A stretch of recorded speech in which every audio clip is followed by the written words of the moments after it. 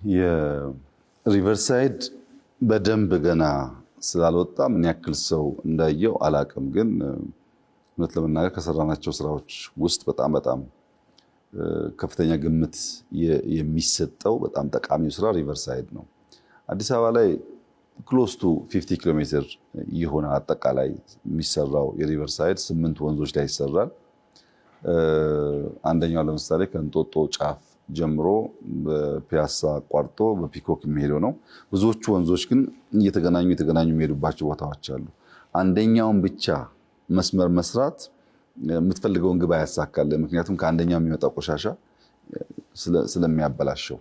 ሪቨርሳይዱ ብዙ ሀገራት እኔም ያየሁት የተለመደው ሪቨር ባንኩን የውሃ መሄጃውን ብዙ ሀገራት አሳምረው በድንጋይ አድርገው ሰርተዋል። ንጹህ ውሃ እንዲሄድበት ብዙ ቦታ ይታያል። የኛ ለየት የሚያደርገው ግን ከውሃ መሄጃው ግራና ቀኝ እንደየቦታ ሁኔታ 50 100 ሜትር ድረስ ወክወይ ያለው ፕላንቴሽን ያለው መዝናኛ ቦታ ያለው ለእይታ በጣም ማራኪ የሆነ ነገር ነው። የብዙ ከተሞች ውበት ግሪን መሆን ብቻ ሳይሆን ለውሃ ዳር መሆናቸው ነው።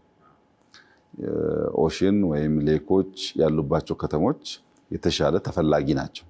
አዲስ አበባ እንዳጋጣሚ ሆኖ የአየር ጠባዩ በጣም የተመቸ ነው። ግሪን መሆን ትችላለች፣ ግን ደግሞ ውሃ የለንም። ያንን ክፍተት የምንሞላው አንዱ የሪቨር ልማቱ ያንን ጋፕ ይሞላዋል። ውሃ፣ የውሃ ድምፅ፣ ግሪን ነገር ማየት፣ ንጹህ አየር ማሽተት ቅድም እንዳልኩት ሰላም የሚሰጥ ጉዳይ ነው። ያን ለማድረግ ሪቨር ባንኩ ሲስተካከል ብዙ የኑሮ ዘዬ ያሻሽላል። ከዚህ ቀደም ግን የነበረው ብዙ ቦታ በእግር አይደለም በመኪና እየነዳህ ሪቨር ክሮስ የሚያደርግባቸው ቦታዎች ላይ ከደረስክ መስታወት ከተከፈተ ጉንፋን ያማል፣ ቶንስል ያማል። በጣም ከፍተኛ ሽታ ነው ያለው። በእግር ደግሞ አይታሰብም። ለምን? የኛ ውሃዎች ጥቁር ናቸው አይገልጸውም። እና የሪቨር ሳይዳችን ጥቁር መርዛማ የነበሩ ውሃዎችን ማከም ነው።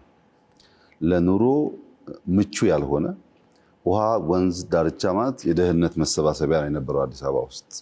ከተማው የማያውቀውም ቦታው ሰውን በላይ ይገነባል። የችግርተኛ ህጋዊ ያልሆኑ ሰዎች መኖሪያ የነበረው። አሁን ግን ከጥቂት ዓመታት በኋላ አዲስ አበባ ውስጥ የምንሻማባቸው ቦታዎች ለመኖር ሪቨርሳይድ ናቸው። አንደኛ ግሪን ነው፣ ንጹህ ውሃ ይኖራል፣ ርቀት ስላለው ለቪው ይመቻል። ሆቴልም ፈርኒሽ አፓርትመንትም ቢሰራ ሬስቶራንትም ቢኖር በእጅጉ የሚመች ይሆናል። ለምሳሌ ቀበና የብዙ ሰዎች የሚታወስ ውሃ ነው። ሲኒየር ሰዎች ብታናገር ቀበና ዋኝተን ቀበና እንደዚህ አድርገን ይላሉ። ጎኑም ታዋቂ ሃይ ስኩል ስላለ የዛሬ 2-3 ዓመት ሙሉ በሙሉ ሻንቲ ሃውሶች የሞሉበት ውሃው በጣም የሚሸት የቆሸሸ ነው የነበረው። አሁን ከተማችን ውስጥ ካሉ ትላልቅ ሌኮች አንዱ ቀበና ነው። በጣም ቆንጆ ሬስቶራንቶች በአቅራቢያው ተሰርተዋል። ለእይታ በጣም የሚመች ነው። እንደ መዝናኛ ቦታ ውሰደው። ትናንትና በጣም ቆሻሻ የነበረው አሁን እንደ መዝናኛ ቦታ ውሰደው። ውሃዎቻችንን በሚመለከት እየተሰራ ያለው ስራ አላለቀም። በተለይ ውሃውን ማጥራት፣ ቆሻሻውን መለየቱ ስራ 6-7 ቦታ እየተገነባ ነው ያለው፣ አላለቀም። እሱ ሲገነባ አብዛኛው ቆሻሻ ውሃ ሲስተም ውስጥ ገብቶ ከተጣራ በኋላ ንጹህ ውሃ ኮርሱን ጠብቆ ይቀጥላል። ቆሻሻው ግን ተመልሶ ወደ ማዳበሪያ፣ ሌሎች ጥቅሞች የሚውል ይሆናል። መቆሸሽ አይቀርም ከተማ ካለ፣ ግን የምናጸዳበት ስርዓት ደግሞ እየዘረጋን ያለነው። በዚህ ምክንያት ሪቨርሳይድ በእኔ እምነት ለብዙ ሀገራት ምሳሌ የሚሆን ልጆቻችን የሚኮሩበት ስራ፣ ግን በጣም ደግሞ የፈተነን ስራ፣ ከስራዎቻችን ሁሉ ፈታኙ ስራ ነበረ።